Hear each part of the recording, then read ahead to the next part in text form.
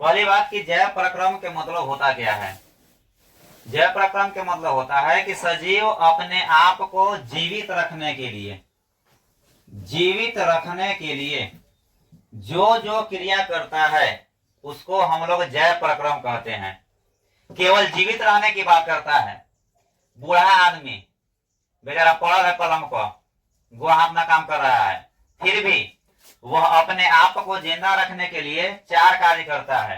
पहला कार्य कि उसमें पोषण होना जरूरी है, भोजन करेगा वो। दूसरा कार्य कि वो सांस लेगा, यानी कि श्वसन उसमें जरूरी है। तीसरा कार्य कि उसके शरीर के अंदर रक्त का परिवहन होना जरूरी है, यानी कि परिवहन होगा उनके अंदर। चौथा काम कि उनके अंदर से जो भी शरीर में अपशिष्ट पदार्थ बन रहा होगा, हानिकारक पदार्थ बन रहा होगा, उस हानिकारक पदार्थ को बाहर निकालना भी जरूरी है। तो इसके लिए आ जाएगा आपका उत्सर्जन। यानी कि ये जो 4 को कार्य है, ये 4 कार्य अगर कोई व्यक्ति कर लेता है तो उसका शरीर जीवित रहेगा। अगर ये 4 कार्य में से कोई भी एक कार्य अगर कोई नहीं करता है, इसका मतलब उसका शरीर जिंदा नहीं रहेगा। इसी को बोलते हैं जय प्रक्रम, कि सजीव अपने आप को जीवित रहने के लिए जो क्रिया करता है उन क्रियाओं को जय प्रक्रम कहते हैं। अगर एनसीईआरटी किताब देखा जाए तो एनसीईआरटी में ये चारों का चारों चैप्टर इसी के अंतर्गत एक ही को पढ़ना मिलेगा। लेकिन अगर दूसरा प्रकाशन देखेंगे तो हम लोग को पोषण पढ़ना है, इसके बाद दूसरा में श्वसन। तो हम लोग स्टार्ट करते हैं आज पोषण से, कि पोषण किसे कहते हैं। चैप्टर का भी नाम है पोषण, पोषण न्यूट्रिशन। पोषण किसे कहते हैं कि सजीव जिस विधि के द्वारा भोजन को ग्रहण करता है उसे पोषण कहते हैं। भोजन ग्रहण काहे के लिए करेगा? भोजन का ग्रहण करेगा अपने शरीर में ऊर्जा बनाने के लिए, क्योंकि जब भोजन करेगा तभी उसके शरीर में पोषक पदार्थ जा पाएगा। पोषक पदार्थ होता है 5 प्रकार के। कौन कौन? कार्बोहाइड्रेट, वसा, प्रोटीन, विटामिन और खनिज लवण। पोषक पदार्थ होता है 5 प्रकार का: कार्बोहाइड्रेट, वसा, प्रोटीन, विटामिन और खनिज लवण। ये 5 गो जो है भोजन के द्वारा सजीव ग्रहण करता है और इसी से उसका पूरा का पूरा शरीर चलता है। जैसे ये जो कार्बोहाइड्रेट, वसा और प्रोटीन है, ये सजीव को ऊर्जा देने के काम आता है। जैसे हम लोग अभी बोल रहे हैं, पढ़ रहे हैं, ये हम लोग जो भी अभी फिलहाल काम कर रहे हैं, ये हुआ किसके द्वारा? कार्बोहाइड्रेट के द्वारा। अगर हम लोग फास्टिंग कर लेंगे, सरस्वती पूजा सह लिए, लक्ष्मी पूजा में फास्टिंग कर लिए, दुर्गा पूजा में फास्टिंग कर लिए, तो फास्टिंग करने के बाद जो रात को 7-8 बजे जो हमारा बॉडी वर्क करेगा, तब करेगा वसा से। अगर वसा भी हमारे शरीर में समाप्त हो जाता है तब लास्ट में ऊर्जा कौन देगा? प्रोटीन। लास्ट में ऊर्जा कौन देगा? प्रोटीन। प्रोटीन से जब ऊर्जा निकलेगा तो हमारा मांसपेशियां और हड्डी बहुत ज्यादा कमजोर पड़ जाएगा, क्योंकि पूरा का पूरा मांसपेशी और हड्डी हमारा प्रोटीन का बना होता है। अब सुनिए, विटामिन को जी कार्य करता है, विटामिन और खनिज लवण। इसका काम है शरीर का रिपेयरिंग करना। जैसे हमको घाव हो गया, तो घाव अगर यहाँ पर घाव हुआ है तो यहाँ का कोशिका मरेगा, सड़ेगा, उसी को तो हमें घाव बोलते हैं। अब ये कोशिका को रिपेयर के करेगा, तो इसके लिए आपको चाहिए होता विटामिन सी। अगर विटामिन सी रहेगा तो यहाँ का जो भी कोशिका मरल है वो पूरा रिपेयर उसका हो जाएगा। कोशिका विभाजन कर करके नया कोशिका यहाँ पर ही पनपा देगा। अगर किसी को आंख कमजोर रतौंधी हो रहा है विटामिन ए के कारण, अगर इसको विटामिन ए दे देंगे तो उसका रतौंधी ठीक हो सकता है। खनिज लवण की भी वही काम है, जैसे कि आयोडीन। आगे हालांकि हम लोग इसमें पढ़ेंगे आयोडीन का काम कुछ है कि शरीर के अंदर जा करके घेंघा रोग से बचाना। घेंघा एक प्रकार का रोग होता है जो हम लोग पढ़ेंगे नियंत्रण और समन्वय में, ये आयोडीन के कमी से होता है। तो आयोडीन जब हमारे शरीर में जाएगा तो इस रोग वगैरह को होने से रोक देगा ही। तो इसका काम है शरीर का रिपेयर करना, इसका काम है शरीर में ऊर्जा का निर्माण करना। आगे चलते हैं। क्वेश्चन पूछता है कि पोषण सजीव के लिए क्यों आवश्यक है? पोषण सजीव के लिए क्यों आवश्यक है? तो हम लोग कह सकते हैं कि पोषण सजीव के लिए आवश्यक है क्योंकि पोषण के द्वारा ही सजीव भोजन प्राप्त करता है और उस भोजन से ऊर्जा प्राप्त करता है। अब जो उसको ऊर्जा मिलेगा वह अपने दैनिक जीवन के कार्यों में लगाएगा, जैसे कि खेलना, पढ़ना, लड़ना, गरियाना, कोई भी काम। इस सब कार्य को करने के लिए ऊर्जा की आवश्यकता होगी और ऊर्जा हमको भोजन से ही मिलेगा। आगे चलते हैं। पोषण होता है दो प्रकार के। पोषण होता है दो प्रकार के। कौन कौन हो? एक होता है स्वपोषण, स्वपोषण, एक होता है परपोषण, एक होता है परपोषण। कि स्वपोषण क्या है और परपोषण क्या है? स्वपोषण कहते हैं, नाम से स्पष्ट है, स्व के मतलब कि स्वयं और पर के मतलब कि दूसरा। अरे ना सुनता है इसको, कहता है तू तो हमारा पराया समझती है, अगर अपने समझती तो रतिया का फनवाना करती। तो पर के मतलब पराया दूसरा। अब सुनिए, स्वपोषण कहेंगे किसे? कि वैसा पोषण जिसमें कोई जीव अपना भोजन खुद से संश्लेषित कर लेता है, खुद से बना लेता है, उसको बोलते हैं स्वपोषण। यानी किसी भी जीव दूसरे जीव पर ही आश्रित नहीं रहेगा। जैसे हरे पेड़ पौधे, अगर मान लेते हैं कि आम के कोई पेड़ है, आम के पेड़ कभी सुन ले हैं कि रतिया में चिल्ला रहा है कि बाबू रे भूख लगल हमरा खिला दो? ये कभी आम के पेड़ चिल्लाएगा? ये नहीं चिल्लाएगा सर। क्या है? क्या है कि अपना भोजन खुद से बना सकता है प्रकाश संश्लेषण के द्वारा। महुआ के पेड़ है, जामुन के पेड़ है, घरे अमरूद के पेड़ रहता है। कभी देख ले कि अमरूदिया के पेड़ बकरिया का खाईता है? धर ले बकरिया का टंगरी होने से बकरिया की निगलित है। अमरूदिया के पेड़वा के भला में बकरिया खा जाएगा, लेकिन बकरिया के अमरूदिया के पेड़वा न खाएगा। रीजन कि ये स्वपोषण करता है। ठीक है। अब सुनिए परपोषण। कि परपोषण किसे कहते हैं? कि वैसा पोषण जिसमें सजीव अपना भोजन किसी दूसरे जीव या पेड़ पौधा से प्राप्त करता है। जैसे कि मानव, अगर हम लोग जब भी कोई भोजन करेंगे, सुबह सुबह कोई मान लेते हैं कि दाल चावल खेले है, अरे भैया दाल और चावल इसको मिलेगा कहां से? पेड़ पौधा से। अपने से तो दाल चावल हम लोग बना नहीं सकते हैं, हम लोग जब भी खाएंगे तो पेड़ पौधा से प्राप्त करेंगे। या कोई बोला कि ना हम पेड़ पौधा ना खेले, हम अंडा खेले हैं। भैया रे, अंडा जो खाया है, अंडा भी कोई मुर्गी से मिला होगा, बकत से मिला होगा, वो भी एक जंतु है, यानी कि हम खुद से नहीं अंडा बनाए हैं। कोई बोला कि ना हम पूरा मुर्गी खा जब हुआ, लेना भाई खा जो पूरा मुर्गी, क्या दिक्कत है? मुर्गी भी कोई जीव जंतु है। तो हम लोग जब भी भोजन प्राप्त करेंगे कोई दूसरा जीव से ही प्राप्त करेंगे, हम लोग अपना भोजन खुद से संश्लेषित नहीं कर सकते हैं। इसका कई गो रीजन है।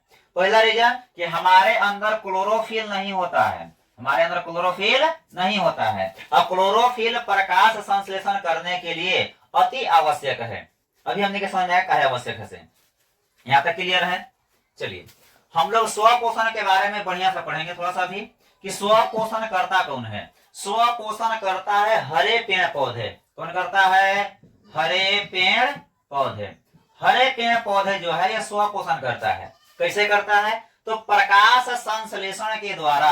किसके द्वारा? प्रकाश संश्लेषण के द्वारा। प्रकाश संश्लेषण क्या है? प्रकाश संश्लेषण है कि पेड़ पौधे जिस कार्बनिक विधि के द्वारा, पेड़ पौधे जिस कार्बनिक विधि के द्वारा भोजन का निर्माण करते हैं उसे प्रकाश संश्लेषण कहते हैं, फोटोसिंथेसिस कहते हैं। अब एकरा में क्या होता है? तो प्रकाश संश्लेषण में क्या होता है कि पेड़ पौधा क्या करता है कि अपने जड़ से जल निकालता है, लेकर के आता है ऊपर, वायुमंडल से लेता है कार्बन डाइऑक्साइड, वायुमंडल से कार्बन डाइऑक्साइड। एक पतई में होता है chlorophyll, chlorophyll, chlorophyll. Chlorophyll Hindi में इसी को बोलते हैं हम लोग हरित लवक, हरित लवक। और ऊपर से इसको मिल जाता है सूर्य का प्रकाश, सनलाइट। अब सुनिए होता क्या है कि पेड़ पौधा जड़ के द्वारा जड़ खींच लिया है। आप लोग 9th क्लास में पढ़े होंगे कि पेड़ पौधों में जाइलम और फ्लोएम नाम के दो ऊतक होता है। जाइलम क्या करता है कि पौधों के जड़ से जल को ग्रहण करता है, और फ्लोएम क्या करता है कि पत्तियों में बने हुए भोजन को पौधा के विभिन्न भागों तक पहुंचा देता है। तो जाइलम का कार्य है कि जड़ से जल और खनिज लवण का अवशोषण करना, और अवशोषण कर करके पत्तियों तक लाना। अब आता है बात कि जल तो पता लग रहा है कि अवशोषण कर लगे, लिक्विड है, लेकिन खनिज होता है बाबू ठोस। खनिज कुछ होता है ठोस। अब खनिज कैसे खींचेगा ऊपरे? अगर सपोज करते हैं कैसे कोई पेड़ पौधा है, तो ये बताइए कि जल तो है लिक्विड, तो जल तो यहां से चढ़ जाएगा विसरण विधि के द्वारा, नहीं हम लोग पढ़े होंगे विसरण प्रसरण वगैरह वगैरह। तो खनिज लवण होता है ठोस। अब ये कैसे यहाँ से ऊपर चढ़ेगा? तो क्या यहाँ बाल्टी लगा हुआ है इसे कि बाल्टी में भर दे चढ़ गया ऊपरे? कैसे चढ़ेगा? नहीं समझ में आ रहा है, कोई बात नहीं। एग्जाम्पल के लिए अगर जैसे मान ली कि मेटरनी है हमने के झोला ही, एकरा इसे छोड़ दें, अब बोले कि बाबू रे एक अंदर चीनी घुसा दे, लेकिन शर्त है एक छुएला ना हो, तब क्या होगा? दिमाग लाएगा एक बाल्टी पानी, घोर देगा में चीनी, और आराम से बाल्टी का पानी उछल देगा, तो जहां जहां पानी जाती वहां वहां चीनी जाते अंदर रहकर। यही काम एक में होता है। ये जो ठोस है खनिज लवण, ये जल में घुल जाता है। अब जहां जहां जल जाएगा वहां वहां ये खनिज लवण भी चला जाएगा। आगे समझते हैं।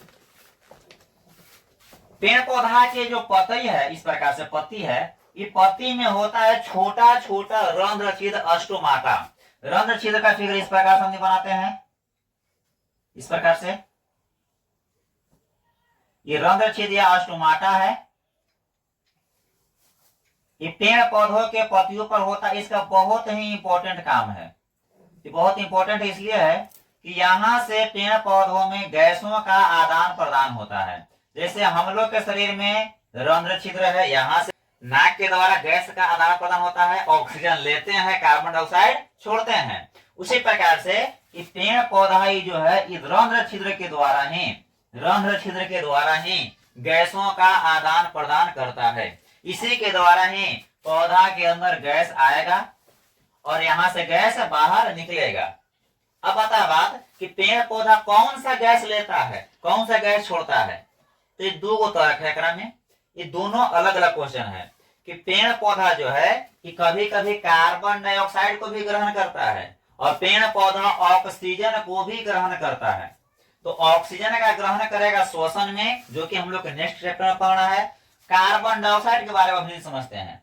ये रंध्र छिद्र है, होता क्या एकरा में प्रकाश संश्लेषण में कि सबसे पहले ये जो क्लोरोफिल है, ये क्लोरोफिल ना सूर्य के प्रकाश को अवशोषित करता है। एसएल के मतलब सनलाइट, अवशोषित करता है। अवशोषित का है कि मतलब वो कि अपने अंदर सुखाता है।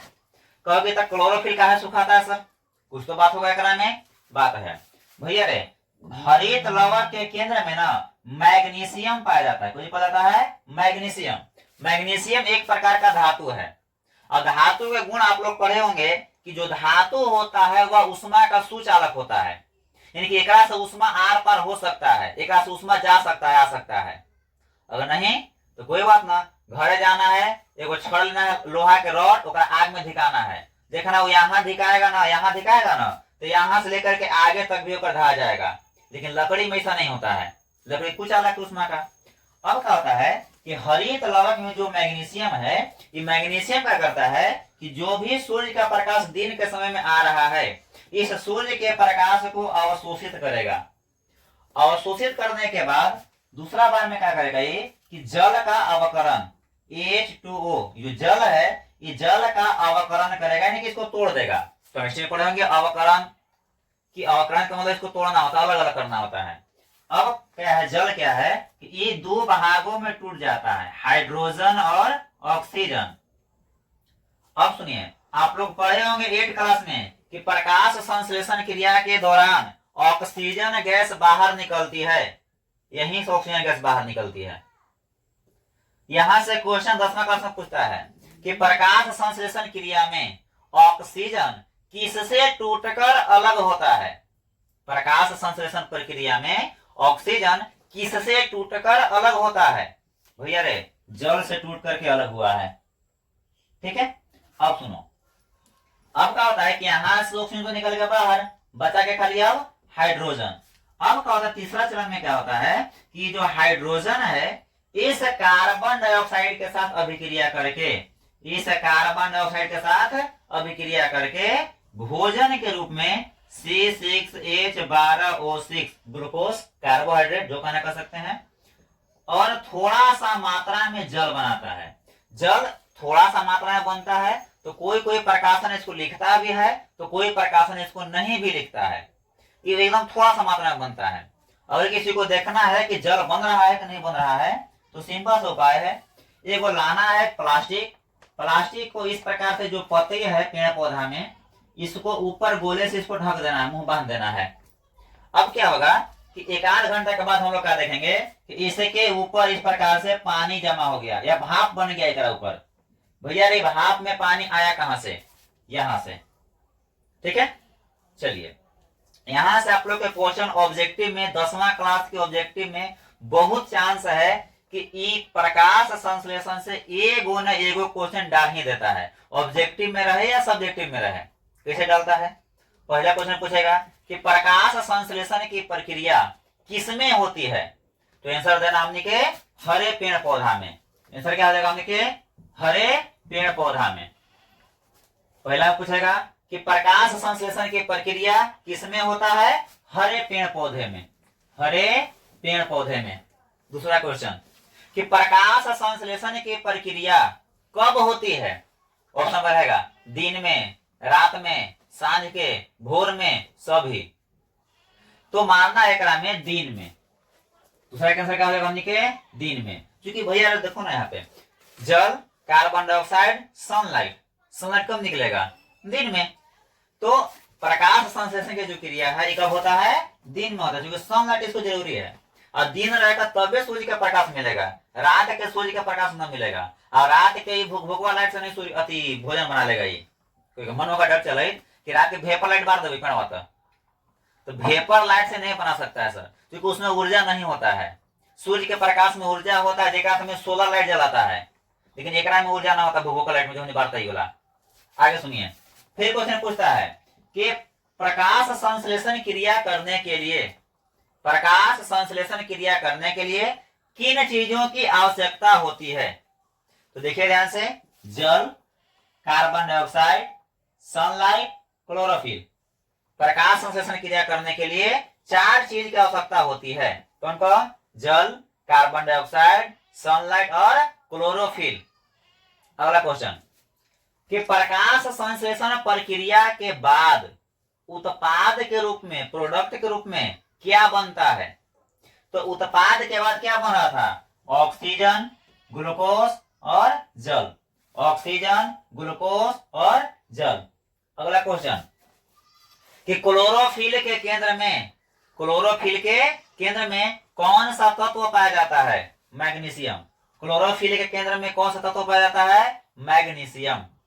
अगला क्वेश्चन कि पौधों में गैसों का आदान प्रदान किसके द्वारा होता है?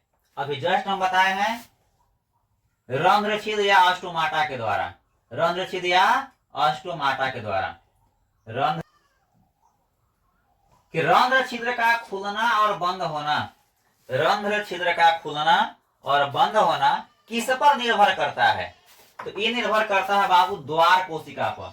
द्वार कोशिका, इसका नाम क्या है हमने के?